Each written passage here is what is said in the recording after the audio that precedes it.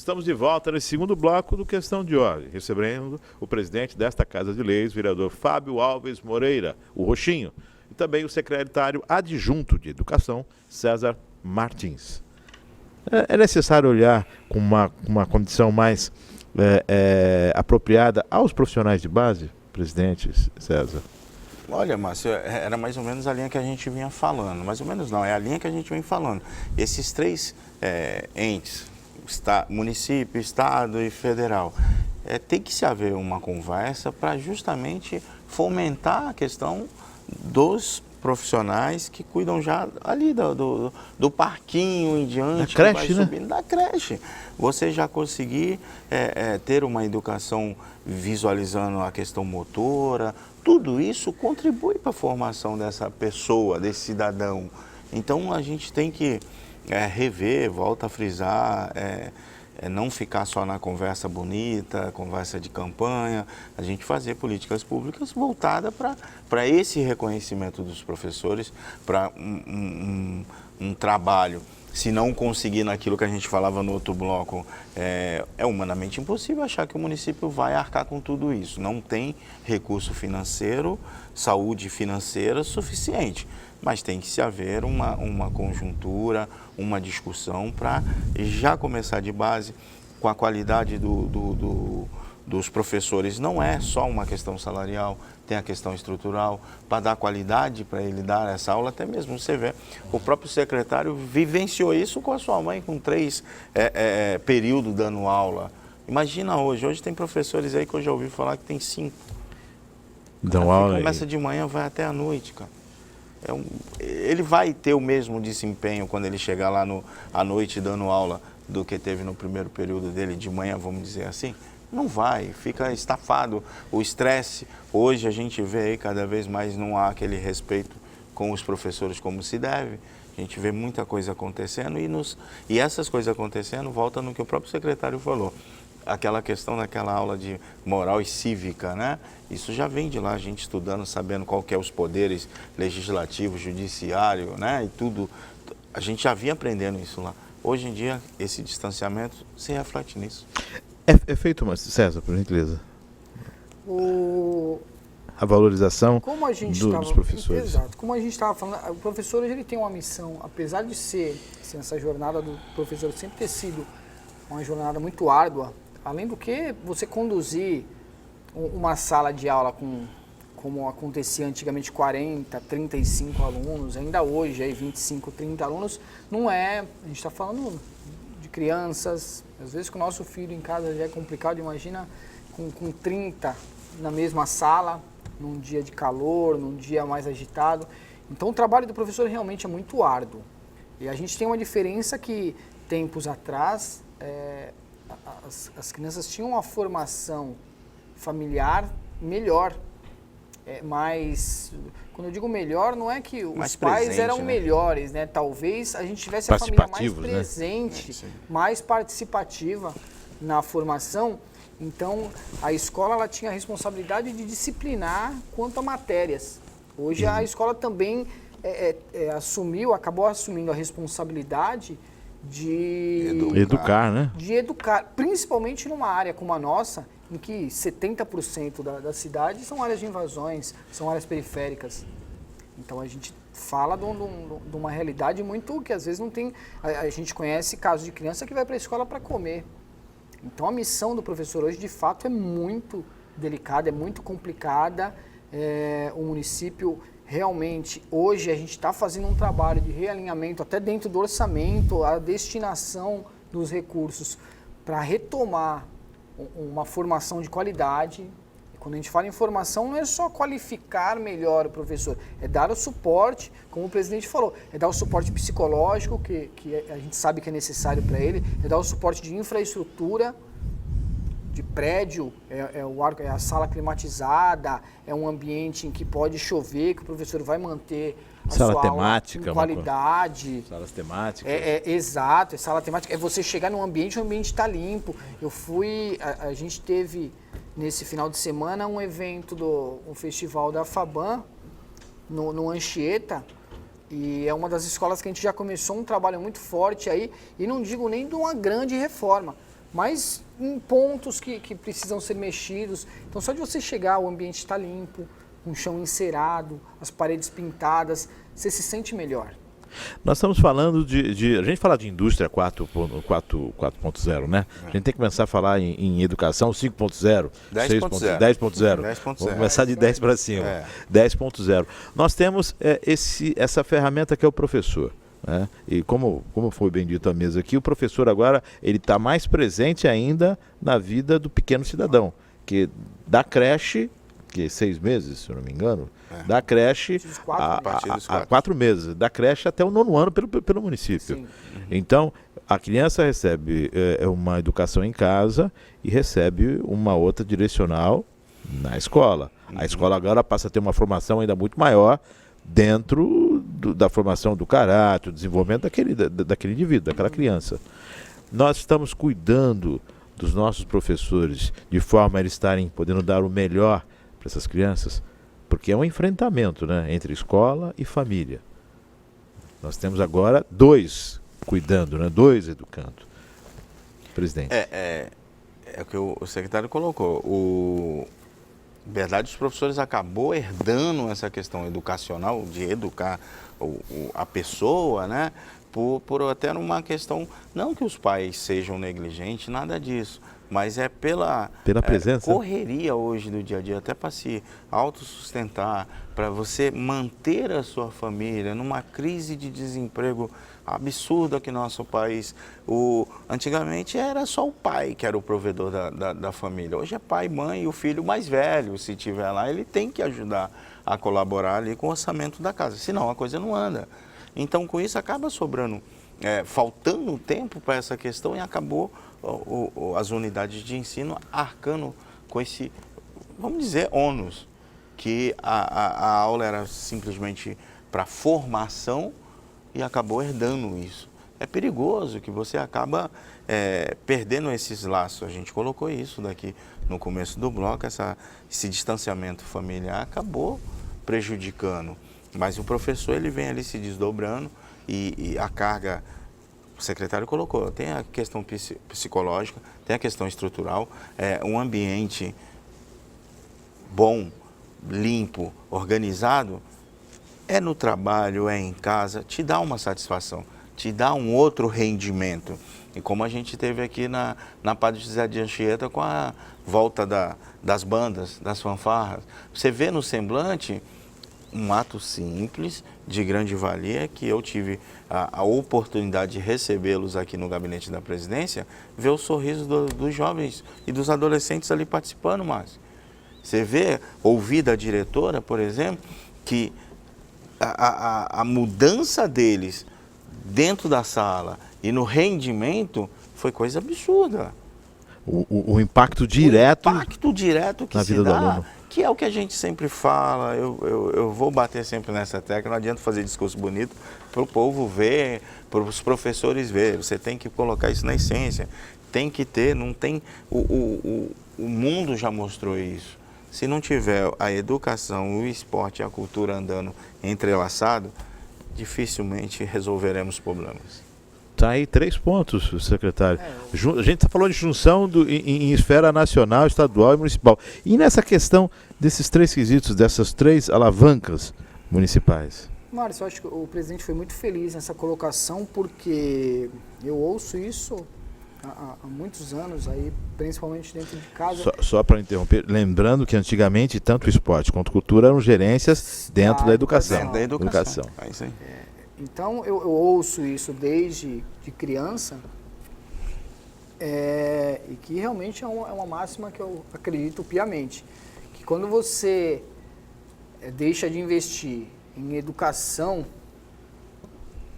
cultura e esporte, você acaba precisando investir e ter um custo mais alto na saúde e segurança. Então, são investimentos necessários e assim, a gente só forma um bom cidadão. O presidente citou aí, por exemplo, a questão das bandas e fanfarras. A gente tem alunos que estudam no período da tarde, eles entram 10 horas da manhã para fazer o ensaio da fanfarra na escola, para fazer o ensaio da banda, almoçam na escola e já ficam para o segundo período. Então a gente tem a criança mais tempo dentro da unidade escolar. Isso é absurdamente saudável e ele gosta, ele está ali por prazer. Ele não está porque ele é obrigado a fazer uma aula extracurricular. Ele está porque aquilo dá prazer. Isso é bom para o professor, isso é bom para o aluno, isso é bom para a rede, isso é bom para a cidade. Porque a gente vai ter um melhor cidadão formado lá na ponta. Nós tivemos um retrocesso, na minha opinião, em relação à questão do contraturno, né? Uma decisão dentro da legalidade, ou seja, com uma determinação de lei, o contraturno passou a ser, as aulas de contraturno passaram a ser no turno. Então as crianças que tinham uma aula de educação física fora do contraturno passaram a ter essa aula de educação física dentro do turno. O que para o professor acaba prejudicando um pouco mais no desenvolvimento. Lógico, tem a questão do aluno não ter que retornar depois à escola e tudo mais. Mas se nós seguimos para uma educação em tempo integral, né, e até mesmo para o desenvolvimento do professor, não está na hora de a gente começar a trabalhar nesse segmento? Em dar essa continuidade? São as aulas no contraturno que estariam fazendo com que esse professor de contraturno, recebendo essas crianças um tempo maior na escola? Olha, Márcio, eu vejo que é a linha do que estamos falando aqui, que tem que ser esse aproveitamento ao máximo. É mudar essa questão da educação, essa percepção da gente. Falei desses 3 laços aqui, esses 3 segmentos, né, que é a cultura, o esporte e a educação. Quando eu citei aqui a FABAN, bandas e fanfarras, quando tive a oportunidade de recebê-los na presidência, eu vou dar um exemplo, por exemplo, a menina que comanda a linha de frente, né, me corrija se eu estiver errado. Linha de frente. A linha de frente. Mostra liderança, capacidade da menina e percepção dela organizar aquilo com apenas 16 anos, 17 anos. Uma responsabilidade. Uma responsabilidade que ela, como o secretário colocou, ela acabou aderindo àquilo ali prazerosamente de fazer. Olha a mudança que foi feita, acrescentando essa questão cultural dentro de uma unidade de ensino. Não é só a questão de ir lá aprender o português, a matemática, a geografia. É a questão da capacidade pessoal dela, que de repente nem ela, Márcio, saberia que tinha essa capacidade. Pode ser à frente de uma banda, pode ser uma peça de teatro, pode ser uma composição musical. Numa Olimpíada de matemática, ela tendo mais habilidade ensinando os amigos. E aí vai. É a questão falta de oportunidade. Se você não dá, você nunca vai saber. Esporte na questão do lazer também, dentro das escolas, o campeonato interclasses, essa junção entre escolas. Tudo isso tem que ser repensado, mas repensado para pôr em prática. Não de uma forma paliativa, e sim como uma construção de política de Estado. Não fatos isolados. Tem a unidade X, na Y não tem, na H tem. Não, tem que ser uma coisa de governo, uma coisa de município, plantar isso e seguir. Independente de governos que entre, porque há a questão da democracia, do voto, o período de mandato, que isso fique ali, vamos dizer, programado e ad eterno. Ou seja, uma política permanente. O governo decide a forma com que ele vai executar aquela política que tem que ser executada permanentemente. Isso aí. Eu acho que que a gente perde muito em diversos níveis também de governo é isso. É a falta da política de continuidade. Mudanças e melhorias educacionais e culturais são mudanças de longo prazo. Então você não consegue enxergar mudanças de cultura e educação em uma população em 4 anos. 4 anos, 5 anos. 8 a gente está falando de 10 anos, a gente está falando de começar hoje, os nossos filhos, quando adultos, vão ver o resultado por inteiro dessa melhoria que começou hoje. Você deu um exemplo aí incrível. Quais são as escolas de referência hoje? Falando educacionalmente. São escolas militares, são escolas algumas escolas particulares de período semi-integral ou integral. E a gente encolheu o turno, acabou com o controle. Retrocedemos, né? Retrocedemos. Nós vamos a um rápido intervalo. Questão de ordem, volta já.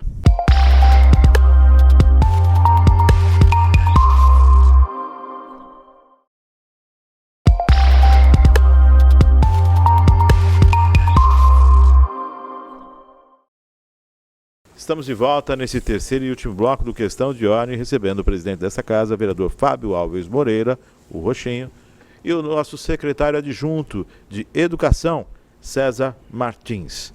Nós estamos olhando para esse profissional como realmente devemos? Será que esse profissional ele tem um acompanhamento médico, falando de todos, em todos os âmbitos, tem um acompanhamento médico necessário? Será que nós, sociedade, não só o ente público, mas será que nós, sociedade, conseguimos observar o professor?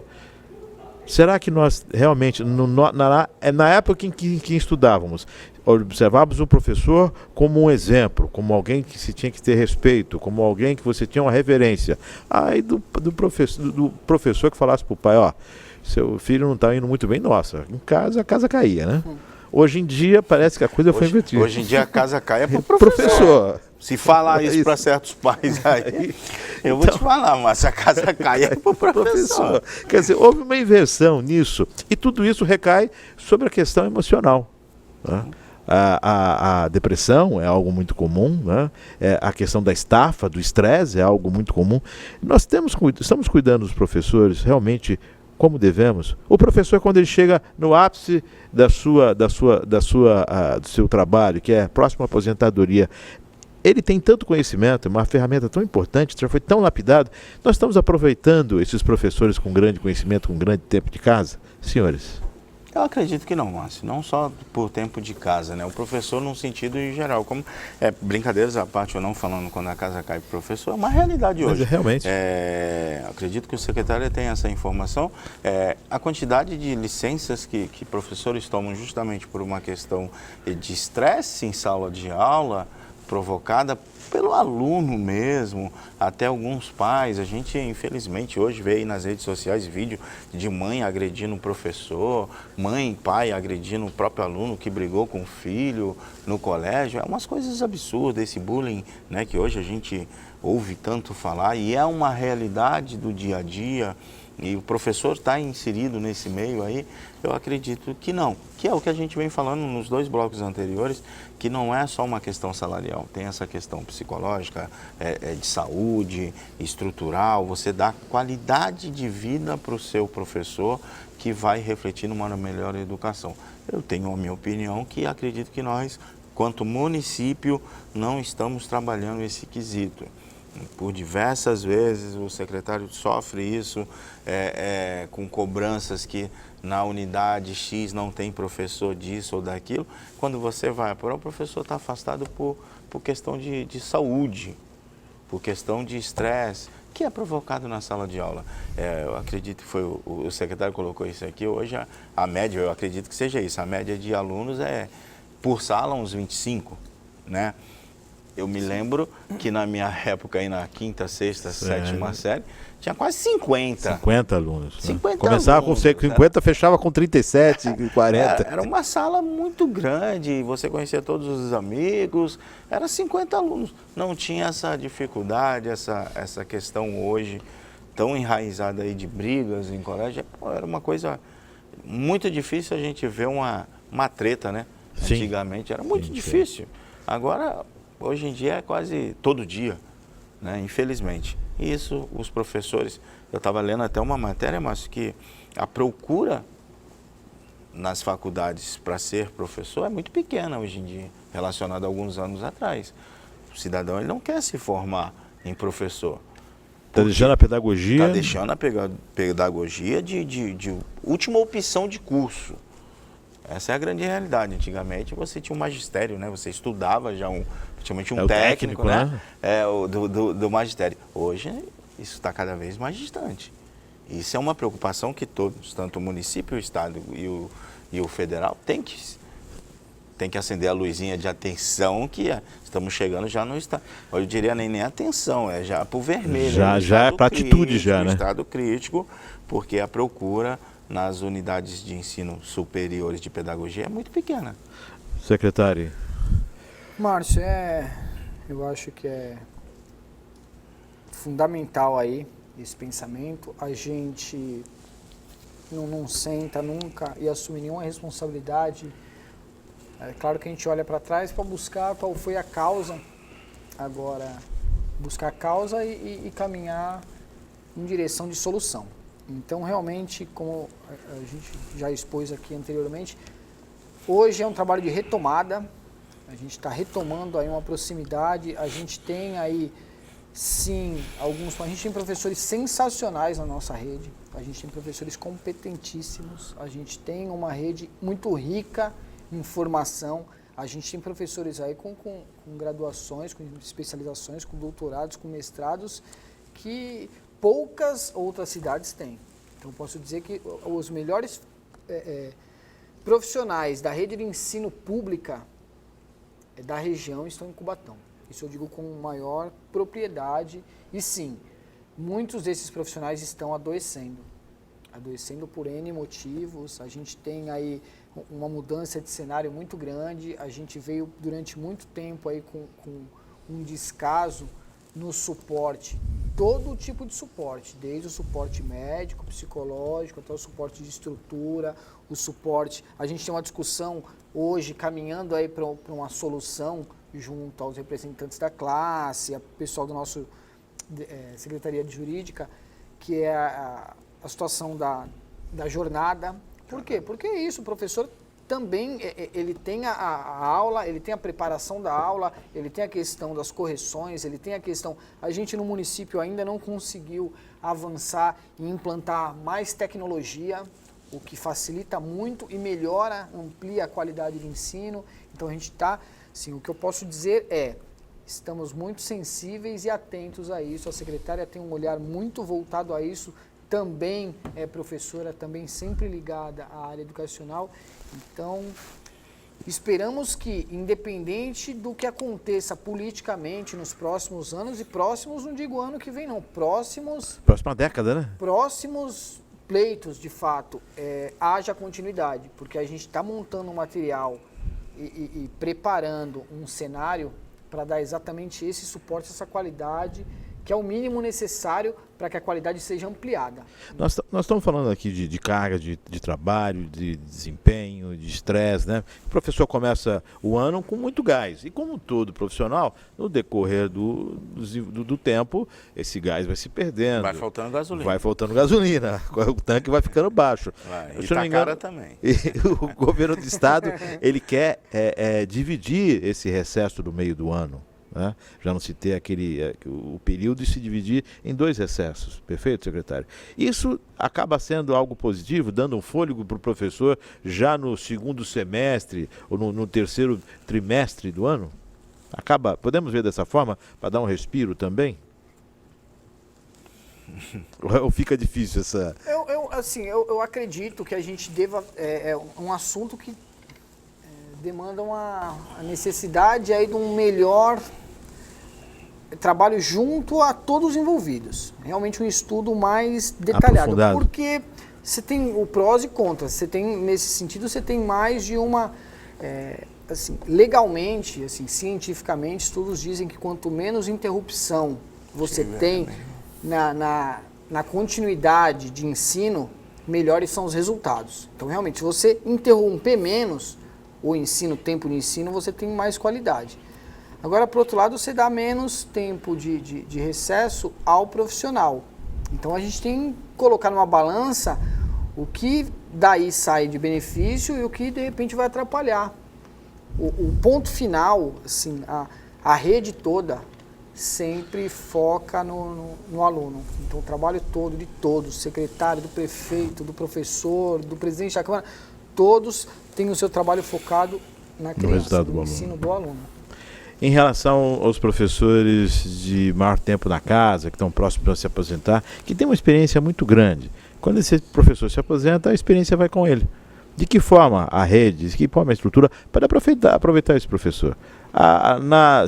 O presidente veio da iniciativa privada e tem esse conhecimento de que quanto mais tempo o profissional tem de conhecimento, mais ele é valoroso para a empresa. E esse conhecimento acaba tendo que ser difundido, tem que ser dividido, né? Tem que ser absorvido pelos outros que estão entrando. É uma questão que eu falei até anteriormente, né, Márcia? Até usando como referência a aluna da linha de frente lá da banda da Padre José de Anchieta, essa percepção até da própria capacidade de você estar ali transmitindo esse conhecimento. Lógico que o professor é uma coisa muito individual dele, né? A gente falou aqui que a procura hoje por pedagogia é muito pequena. E tem professores também que se formam, estagnam naquilo e não querem mais, até mesmo por uma percepção, acredito eu, que não vai ter um resultado. Causou mais interesse, não vai ter aquele retorno que ele pensava, buscam outras linhas aí de estudo, outros segmentos, mas tem que ser pensado, na verdade, no servidor público acaba no nível de aposentadoria, abre-se concurso, vem outros e muda. Por isso que a gente tem que ter essa rotina de uma coisa, de um planejamento ad eterno, né? Ad eterno que eu digo é numa questão política, não é por um mandato, não é por 2, não é por 3. A mazela cultural na nossa cidade é uma coisa muito, muito grande. Tem uns vícios que você só vai conseguir daqui 15, 18, 20 anos mudar isso. Mas para mudar isso, não vai ser o vereador Roxinho que vai estar aqui daqui a alguns anos. Tem outras pessoas. Então tem que ter esse entendimento. Como o secretário adjunto está hoje, mas daqui 20 anos pode ser que não seja ele. E aí? E o que então, tiver tem que ter esse umas mesmo políticas desse mesmo entendimento para não se perder. Quando da mesma forma que você fala que esse professor, a gente está perdendo e realmente perdemos, mas será que esse professor está satisfeito? Será que ele quer retransmitir esse conhecimento para um próximo? Será que nosso município reconheceu ele pelos serviços prestados? Da mesma forma que a gente falou anteriormente aqui, está sendo dado esse apoio psicológico? Agora fica a pergunta, será que ele quer isso? Ou ele realmente quer mesmo se aposentar, esquecer que um dia foi professor da rede pública? Porque o desgaste é muito grande. A gente vê, a gente sentiu isso aqui na pele com alguns projetos que tramitou aqui na casa. E na nossa vivência diária, nas ruas, a gente vê o desgaste emocional desses professores. E ultimamente, assim, não só nesse governo, de governos anteriores aí, esse desgaste vem aumentando cada dia. Uma luta contínua, né? Em todos os governos. Tá uma briga, matando um leão cada dia, os professores.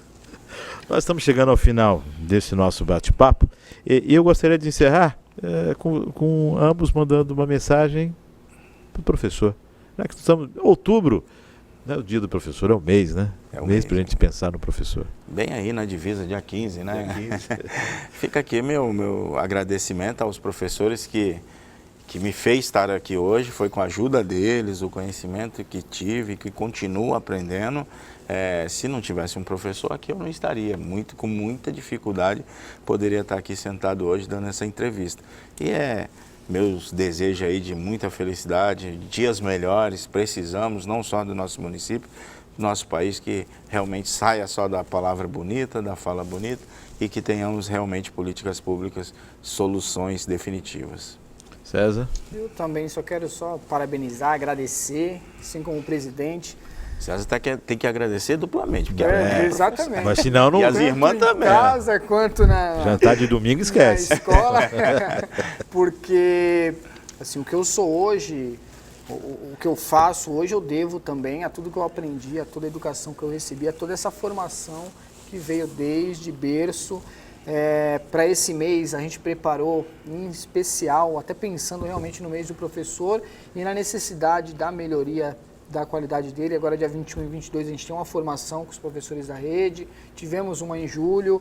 Então, agradecer de fato, né, cara? O pai e a mãe sente isso na pele e o nosso trabalho depende do aperfeiçoamento deles, da qualidade que eles apresentam em cada dia ali árduo de trabalho. Obrigado a cada professor. E assim encerramos mais questão de ordem. Mas antes, a nossa homenagem ao mestre, né? Eu recordo aqui, desde do Ateneu, Duque de Caxias, da Dona Elza e todos aqueles que foram meus mestres, que estão mestres hoje no meu aprendizado e que estão ainda por vir na minha vida. A você, mestre, o nosso respeito, o nosso carinho e sempre a nossa apreciação. Muito orgulho a você, professor. E assim encerramos esse Questão de Ordem, agradecendo ao presidente Roxinho, Fábio Alves Moreira, César Martins, a secretária adjunto de Educação, e agradecendo a toda a equipe da TV Câmara, nosso conteúdo à disposição também na internet, no YouTube TV Câmara Cubatão e no nosso Facebook. respeito ao professor e até o nosso próximo Questão de Ordem.